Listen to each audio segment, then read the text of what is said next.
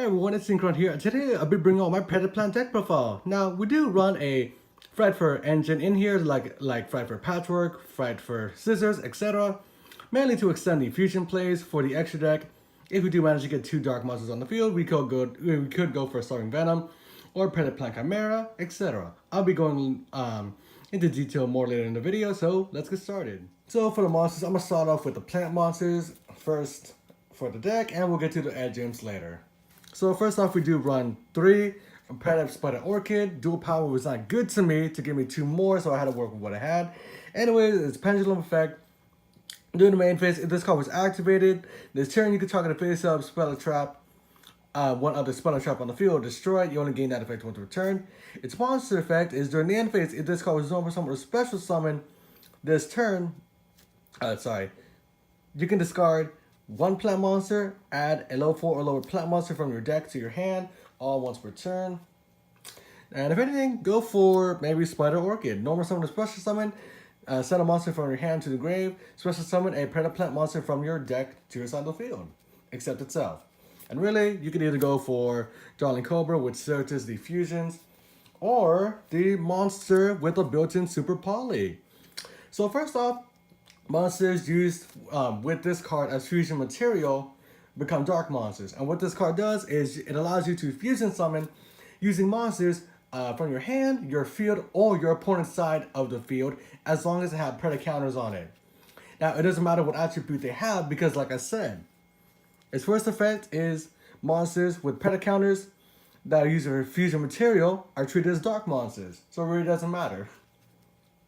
Either way, it's just a fun way to steal your opponent's monsters for your own benefit, really. Next up, the hand trap, Predasarian. Right. Anyways, when your opponent's monster declares a direct attack, special summon this card from your hand.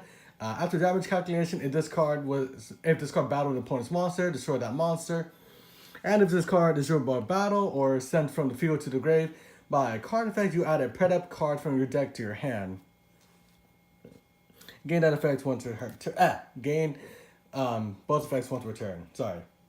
And next up, 2 Squid Drosera. I don't see a lot of people play this card, but the reason why I play it, it allows you to get Preda counters on the field so much faster. Basically, if this card leaves the field, you place a Preda counter on your opponent's monsters, each one of them, and level 2 or higher, they become level 1, but that doesn't really matter. The other reason why we run this card is you can discard it, target a monster you control, and for every monster, it basically attacks all your opponent's monsters with Predaplant counters. So if your opponent has Predaplant counters, if all your opponent's monsters have Predaplant counters on them, the monster you targeted could attack all of them once. It's ridiculous. But if anything, just use it for the Preda counter, targeting, etc. Next up, we do run 1 Predaplant, level 6, Bang Shior. I do butcher these names, so I do apologize. A level 6 Plant Tuner. You can special summon this card from the hand by attributing a monster your opponent controls with a Predaplant counter on it. Again, that's why Predaplant counters are pretty usable in this deck. If this card is sent from the field to the grave, place a Preda counter on each face-up monster your opponent controls, and if you do, any of those level 2 or higher become level 1. The reason why I don't run 1-1 is because it's a level 6. It's actually pretty hard to get up with the deck.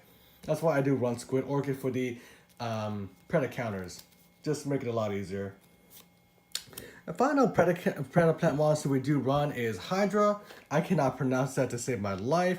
Anyways, it's a plant monster. You can special summon this card from your hand or grave by attributing a monster in either's field with a Preda counter on it. You can only gain this effect once per turn.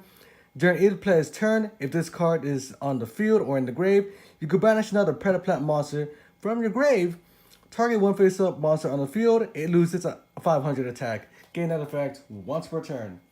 And finishing up the plant monsters of the deck, 3 Lone Blossom. 3 Fire Lone Blossom.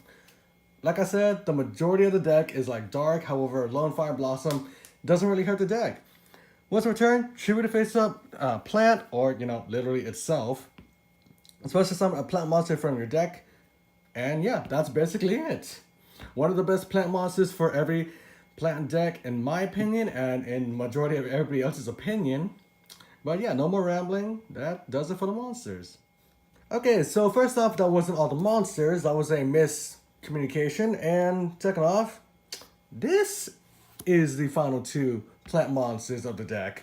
You can banish this card from your grave, switch to summon a plant monster from your hand, and if you do, it's unaffected by opponent's card. No, unaffected by your opponent's trap cards. Gain the effects both once per turn. Two, Edgem Claw. When this card declares an attack, you add an Edgem Claw from your deck to your hand. If this card is sent from the hand or field to the grave, you can add a Frightful card from your deck to your hand once per turn, obviously. And finally, the actual last monster of the deck, Edgem Chambers. If this card is in the grave, you can place a card from your hand to the top of your deck. If you do special summon this card in defense position, gain the effect once per turn. For the spells we run in the deck, we run at least 2 Allure Darkness, go for 3 if you want, but the main deck is majority Dark Monsters, so it's not really gonna hurt the deck if we banish one of them. 2, Frightful Patchwork, add an Edge Imp and Poly from your deck to your hand, all once per turn, really nice. 2 instant fusions for the Thousand's Eye Restricts. 2 Polymerization, searchable with Cobra, but we really use it for the Fight for a Patchwork target. 1 Fusion Substitute, fusion summon using monsters you control as material. If this card is in the grave, you can, no, sorry. You can banish this card from your grave, then return a fusion monster in your grave to the extra deck if you do draw a card. 1 Refusion, target a fusion in your grave, special summon it, equip it with this card. And when this card is destroyed, banish the equipped monster. 1 Ultra Polymerization, not as good as Super Poly, but just decent enough to where it's worth running 1 at least. Pay 2,000, fusion summon using 2 monsters you control as fusion material. Your opponent cannot respond to this card's effect. If this card's in the grave, banish it, target a fusion monster in your grave. Special summon 2 materials for that card's fusion summon. Basically, if you use Darling Cobra and Scorpio for Starving Venom and Starving Venom's in your grave, banish Ultra Poly, special summon Darling Cobra and Scorpio. Their attack and defense becomes 0, and they have their effects negated. Basically, the reason why I like this, just go for another fusion summon of a Predaplant Chimera or Starving Venom, or even Link Summon. Do what you feel is right. Next up, Fusion Recycling Plant.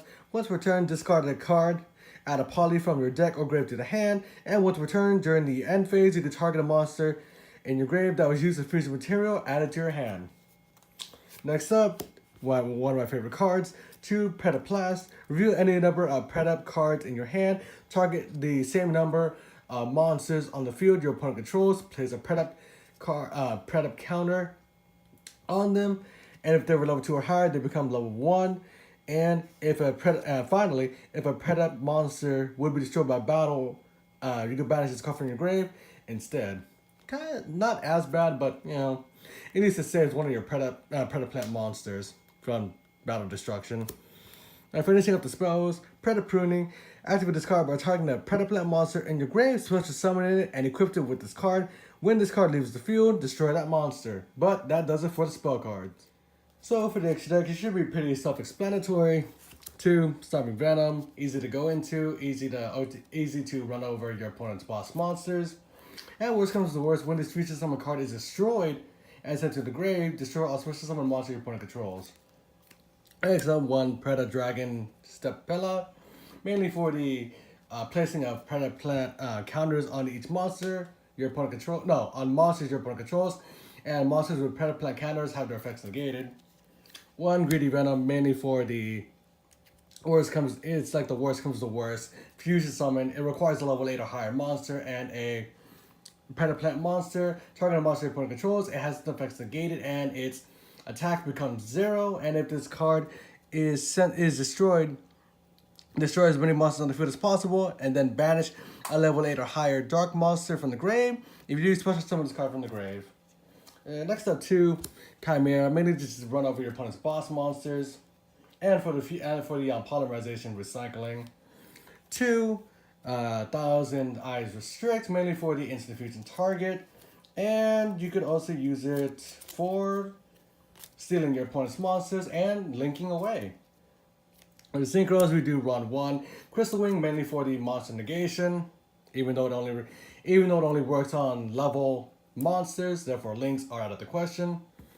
Anyways, the other monster I would suggest for level 7 plays, Savage Quantum Dragon. If this card attacks an opponent's monster or at least battles an opponent's monster, you return that monster to the hand, and if you do, this card attacks again. So let's say your opponent has a problematic monster, no problem. Just use this card, throw it back into their deck, in their extra deck, whatever, and just attack again, basically. And for the links, and the Clock Taker, mainly for the attack lowering. Weed Witch's Apprentice. She's a dark monster. She requires 2 dark monsters, so pretty easy with this deck. 1 Decode Talker just for fun, and finishing it up, 1 Borlo Dragon. But yeah, that does it for the extra deck. Alright everyone, that's the video. Did you like it? Did you dislike it? If you have any more suggestions, more ideas for Predaplants, by all means, have your comments heard down below. Again, if I do not reply to you, it does not mean I am not listening. It probably just means I'm too busy to reply or doing other things at the moment.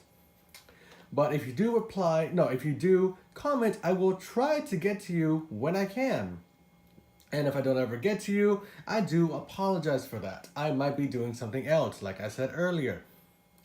But anyways, like the video, dislike it, do what you feel is necessary. Subscribe if you're new or if you want. And yeah. Oh, also share the video with someone else who is interested in Predaplants. I hope you all enjoyed the build. I will see you all next time.